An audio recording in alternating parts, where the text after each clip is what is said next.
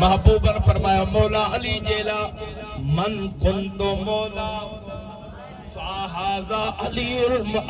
मौला। महबूबन फरमाया जंहिंजो मां मौला आया उनजो अली मौला आया। ओ प्रिय जा परवाना मुझे महबूब जा गुलाम था चवन। असा के महफिल में मोमिन ऐं मुनाफिक जी पहचान करणी हूंदी त अलीअ जो ज़िक्र कंदासे। मोमिन भी पधरा थी वेंदा त मुनाफिक भी पधरा थी वेंदा। सुभान अल्लाह। छो जो प्रिय फरमायो मोमिन ऐं मुनाफिक जी पहचान अलिया। वाली तुझे शान सां कुर्बान वञा। अल्लाह ताला अलीअ जे नाले में एड़ो पावर दिनो आ जन्नती ऐं दोस्तीअ जी पहचान सोने अलीअ जे नाले सां थी वेंदी आ। मोमिन ऐं मुनाफिक जी पहचान यानी जन्नती ऐं दोस्तीअ जी पहचान सुनो अली आ। ॾाढा करे सुभान अल्लाह छो नथा चओ। ओ मुझे प्रिय जा परवाना मौला अली जेला मुझो करीम नबिन जो इमाम फरमाए या अली अंत अखी फी दुनिया वल आखिरत। ओ सुना अली मां दिल पर नबी तुझो दुनिया में भी भाव आया त आखिरत में भी भाव आया।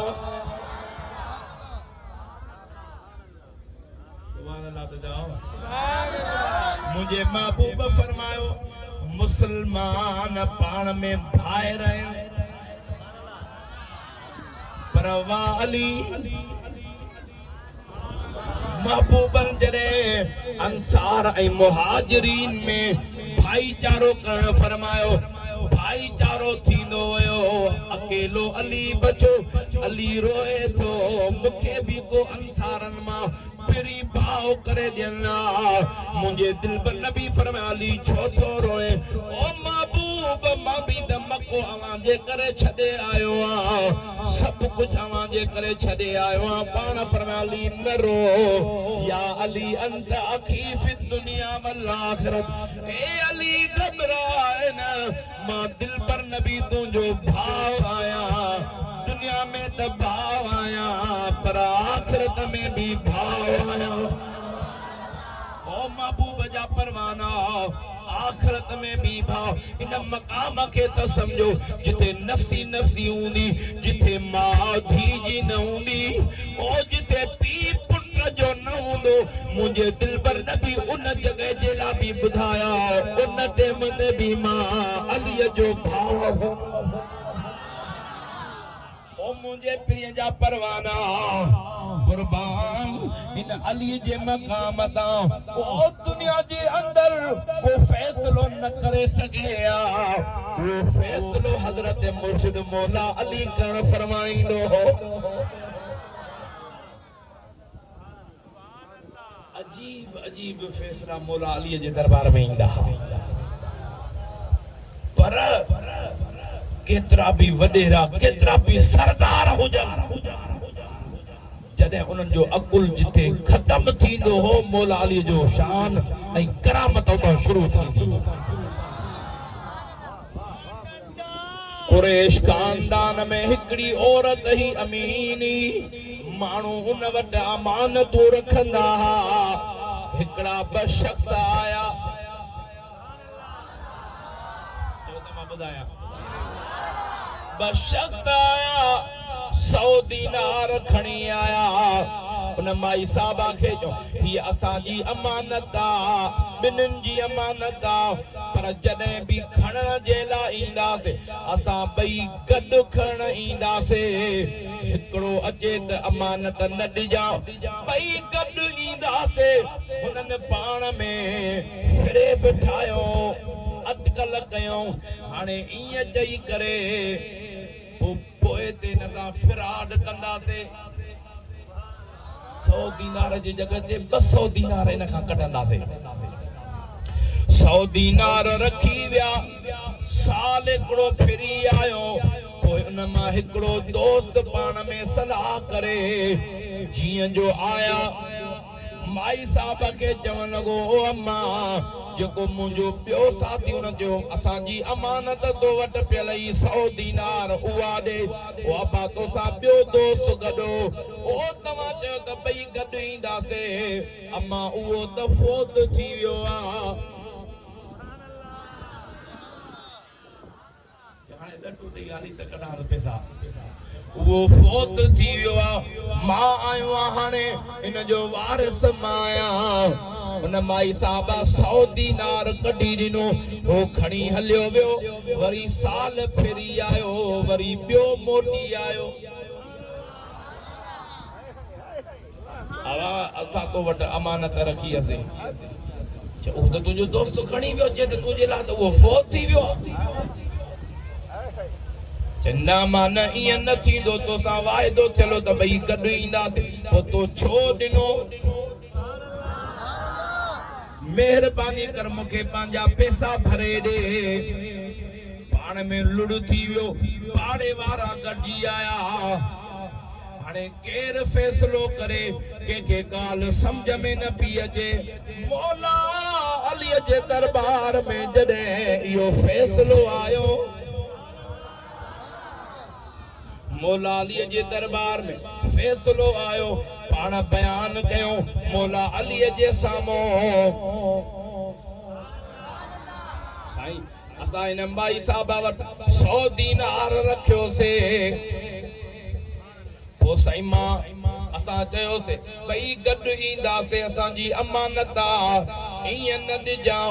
ओ सोना साल खां पोइ मुंहिंजो दोस्त आयो हिनखे कूड़ हयईं त मुंहिंजो दोस्त फोत थी वियो आहे हिन खां 100 दीनार वठी वियो वरी पोइ मां आयुसि साईं मेहरबानी कयो मूंखे बि पंहिंजो हक़ वठी ॾियो मुंहिंजो बि हक़ आहे मौला अली सरकार फरमाया बा तव्हांजी ज़बान कहिड़ी चलई सुणा ज़बान चलई त भई गॾु ईंदासीं मौला अली सरकार फरमायो ज़बान चले गॾु ईंदासीं तूं अकेलो आयो आहे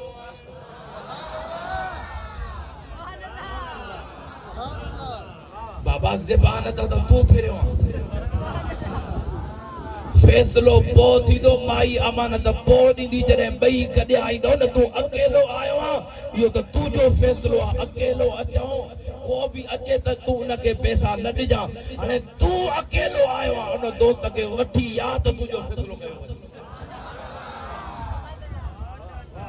शर्म में ॿुॾी वियो त यार वाकई कूड़ो त मां थो थियां चयुमि त जोड़ीअ में ईंदासीं मां त अकेलो अची निकितो आहियां ॾाढा तलड़ करे सुभान अल्लाह पाण फ़ैसिलो उन माई साहब जे हक़ में ॾिनो हे कूड़ा न तूं सची आहे ॾाढा तलड़ करे सुभान अल्लाह जाओ इहो अली आहे कुर्बान मौला अली जे मक़ाम ते अल्लाह ताला उहो अली खे इल्म अता फरमायो पूरी कायनात जो इल्म अल्लाह ताला सुने मौला अली फरमायो न पूरी कायनात जो इल्म अल्लाह ताला कुरान करीम में अता फरमायो आहे सॼी कुरान करीम जो इल्म अलहम्द शरीफ जो इल्म प्यारा दोस्तों बिस्मिल्लाह में बिस्मिल्लाह जो इल्म बे में आहे बे जो इल्म नुक्ते में आहे मौला अली फरमायो बे वारो नुक्ते मां मौला अली आया मां तो पुछा कया हिन मुल्ले के सुने मुर्शिद मौला अली जो इल्म समझ में न आयो त मुझे मुस्तफा जो इल्म समझ में छा ईंदो ओ महबूब जा परवाना जेके मौला अली जो इल्म समझ में न अचे मौला अली जो शान समझ में न अचे उनके मुस्तफा जो शान छा समझ में ईंदो ओ प्रिय जा परवाना सुन्नियो अवा के मुबारक जो अल्लाह ताला इन तरह जी गुलामी तो असा के नसीब फरमाई है सुभान अल्लाह दादा कलर करे सुभान अल्लाह जाओ पूछो न जो इस्लाम जी अजमत जो निशान अलिया है आगे भी शेर अले सुभान अल्लाह वाह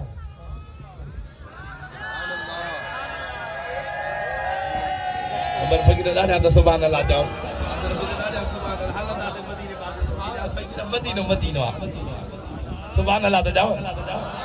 मौला अली जो शेर पढ़ा तो मदीने जो भी बुधाया ही तो शान फकीर सुभान अल्लाह तो जाओ सुभान अल्लाह कादरी दादा तुझे नाल छाए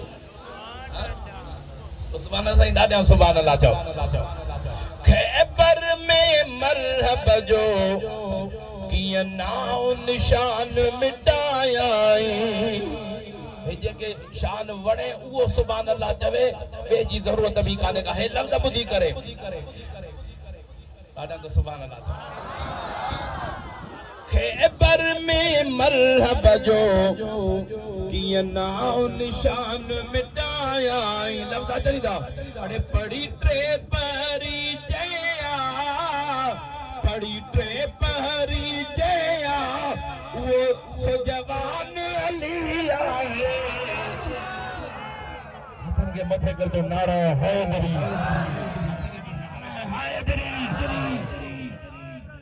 हथन को मथे करे भेज दो सगीरे जो नारा इस्लाम जी अज़मत जो निशान लिया है दुनिया युकबा जो सुल्तान लिया है इस्लाम जी अज़मत जो निशान लिया है सुभान अल्लाह आजा दरड़ करे सुभान अल्लाह जाओ हिकड़ी दस्तगीर जी करामत